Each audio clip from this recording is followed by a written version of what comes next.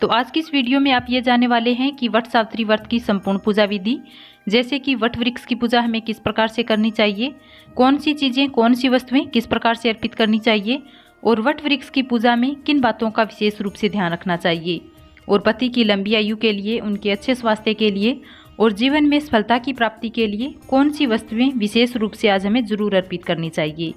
ये संपूर्ण जानकारी आपको आज की इस वीडियो में प्राप्त होगी।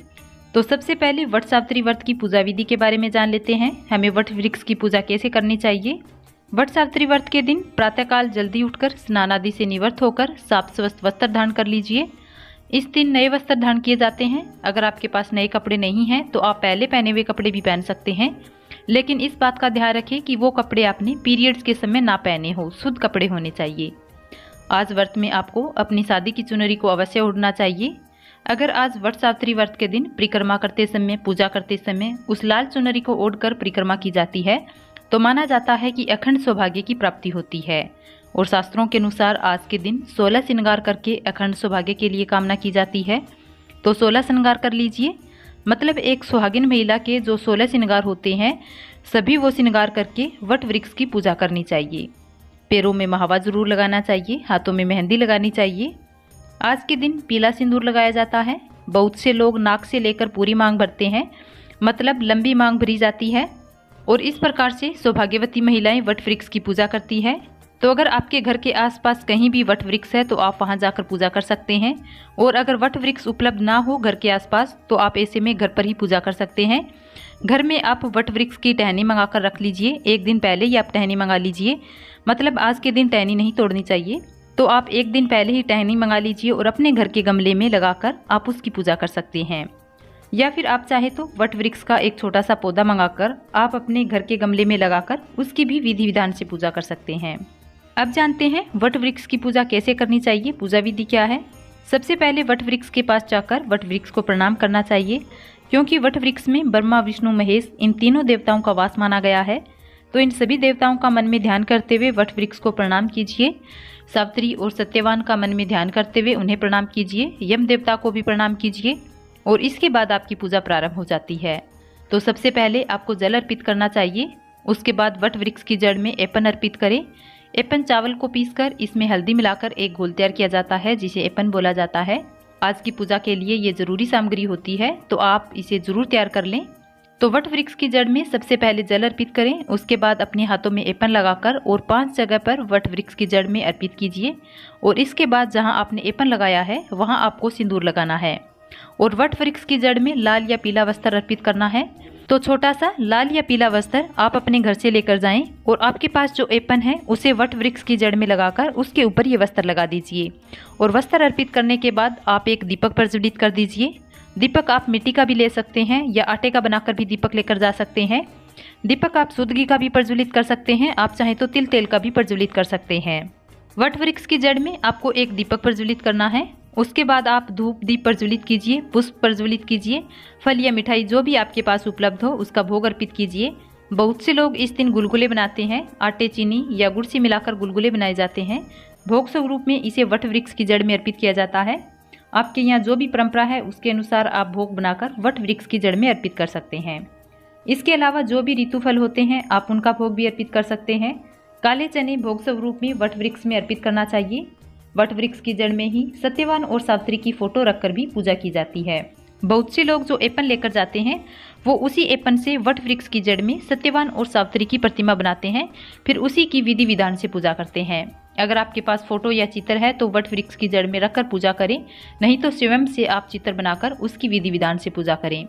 सावित्री को सिंदूर अर्पित करें, सुहाग की सामग्री अर्पित करें।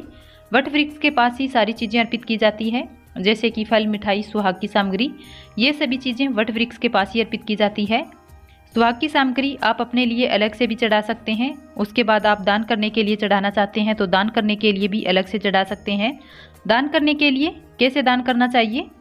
आज के दिन जो दान किया जाता है वो बांस के पंखे पर सभी सामग्री जो दान की सामग्री होती है, चाहे आप फल का दान करना चाहते हो, मिठाई का दान करना चाहते हो या सुहाग की सामग्री का दान करना चाहते हो, ये सभी चीज़ें बांस के पंखे पर रखकर अर्पित की जाती है और पूजा के बाद इन सभी चीज़ों का दान किया जाता है। दान भी बहुत से लोग धोबिन को दान करते हैं। कई जगह पर ये वस्तुएं ब्राह्मण या ब्राह्मणी को दान की जाती है। तो जैसे भी आपके यहाँ परंपरा है आप उसी के अनुसार दान कर सकते हैं। जब आप दान के लिए सामग्री बांस के पंखे पर रखते हैं तो सबसे पहले उस पर एपन लगा दीजिए। उसके बाद बरगद का पत्ता रख दीजिए। उसके ऊपर आप सारी सामग्री रखकर फिर श्रद्धापूर्वक ब्राह्मण को या धोबिन को जिसे आप दान करना चाहते हैं दान कर दीजिए। वट वृक्ष की पूजा करने के बाद वृक्ष में बांस के पंखे से हवा देनी होती है। थोड़ी सी देर बांस के पंखे से वट वृक्ष की जड़ में हवा देते हैं और फिर इस पंखे को संभाल कर रखा जाता है। घर आने के बाद इसी पंखे से पति को हवा दी जाती है, पति के चरण स्पर्श किए जाते हैं, उनसे आशीर्वाद लिया जाता है। वट वृक्ष की जड़ में आप सुहाग की सामग्री अर्पित करते हैं। अपने लिए आप साड़ी अर्पित कर सकते हैं। सुहाग की आप 16 सामग्री अर्पित कर सकते हैं। इसके अलावा आप बिछुए पायल ये सब चीज़ें भी अर्पित कर सकते हैं और इन सभी चीज़ों का आप स्वयं प्रयोग करेंगे। माँ सावित्री का आशीर्वाद मानकर आप प्रयोग करते हैं तो अखंड सौभाग्य की प्राप्ति होती है।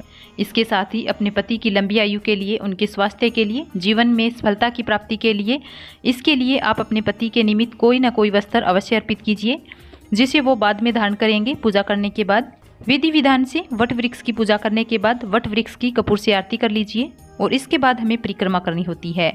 परिक्रमा करने के लिए आपको कच्चा सूत चाहिए। कच्चा सूत ना मिले तो आप कलावा का प्रयोग कर सकते हैं। कलावा ना मिले तो आप कोई भी पीला धागा ले सकते हैं। और जितनी संख्या में आपको परिक्रमा करनी होती है, मान लीजिए आप 5 परिक्रमा करेंगे, 7 परिक्रमा कर रहे हैं, 11 या 21 या 108, जितनी संख्या में आप परिक्रमा करना चाहते हैं उतनी संख्या में आप काले चने का प्रयोग कर सकते हैं, मूंगफली के दाने का प्रयोग कर सकते हैं। बहुत से लोग सुहाग की सामग्री का प्रयोग करते हैं, जैसे कि बिंदिया लेते हैं या आप नेल पेंट का प्रयोग कर सकते हैं या अलग अलग सुहाग की सामग्री मिलाकर वो 108 हो जाती है, उसी से आप परिक्रमा करते हैं। तो जिस भी प्रकार से आप जिस भी वस्तु से परिक्रमा करना चाहते हैं कर सकते हैं और जिस जगह पर आप बैठकर पूजा करते हैं वहीं से परिक्रमा शुरू होती है। परिक्रमा करने के लिए अपने हाथ में थोड़ा सा सिंदूर ले लीजिए। पीला सिंदूर प्रयोग किया जाता है। आज के दिन तो सिंदूर अपने हाथ में ही रखिए और कलावा ले लीजिए जिससे आपको परिक्रमा करनी है, मतलब कच्चा सूत या कलावा जो भी आपके पास उपलब्ध हो। और परिक्रमा की गिनती करने के लिए काले चने, सुहाग की सामग्री या मूंगफली के दाने जो भी आपके पास उपलब्ध हो उसे लेकर आप परिक्रमा प्रारंभ करें। तो जिस जगह से आप परिक्रमा प्रारंभ कर रहे हैं वहाँ पर धागा लपेट दीजिए, मतलब वहीं से धागा लपेटना प्रारंभ कर दीजिए। फिर आप एक परिक्रमा पूरी कर लेते हैं तो जहाँ से आपने परिक्रमा शुरू की है वहाँ पर आकर आपको सावित्री को सिंदूर लगाना है अपनी अनामिका उंगली से और उसी उंगली से अपनी मांग भरनी है। और जो चने आपने अपने हाथ में लिए हैं या मूंगफली के दाने, सुहाग की सामग्री, जिस भी चीज़ से आप गिनती कर रहे हैं अपनी परिक्रमा की, तो एक वहाँ पर रख दीजिए और उसके बाद दूसरी परिक्रमा कीजिए। इस प्रकार से आप जितनी भी संख्या में परिक्रमा करना चाहते हैं कर सकते हैं। और जब आपकी परिक्रमा पूर्ण हो जाती है तब एक बात का ध्यान रखिए कि जो भी धागा आप लपेट रहे हैं, चाहे वो कलावा हो या कच्चा सूत हो, उस धागे को तोड़ना नहीं होता है। जहाँ पर अन्य धागे लगे होते हैं वहीं पर इन धागों को फंसा दीजिए, लेकिन तोड़कर घर नहीं लाना है। जब आपकी परिक्रमा पूर्ण हो जाती है वृक्ष देवता को प्रणाम कीजिए। पूजा पूर्ण करने के बाद सभी सुहागिन महिलाएं वट वृक्ष को सिंदूर लगाती हैं। आज के दिन एक दूसरे को सिंदूर लगाने से अखंड सौभाग्य की प्राप्ति होती है, सौभाग्य की वृद्धि होती है। इसके बाद वट वृक्ष को प्रणाम कर अपने घर को आ जाएं।